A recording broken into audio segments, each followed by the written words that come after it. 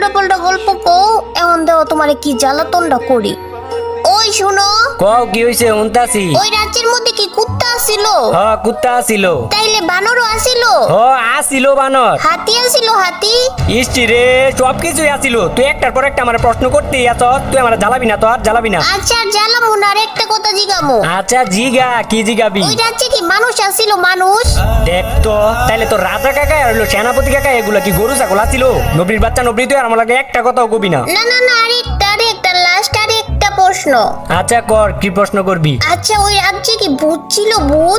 ভূতও ছিল। তাইলে ভূতেরা কি খায়? ভূতেরা তোর মতো আর আমার মতো মানুষের রক্ত খায়। আল্লাহ গো, রক্ত খায়?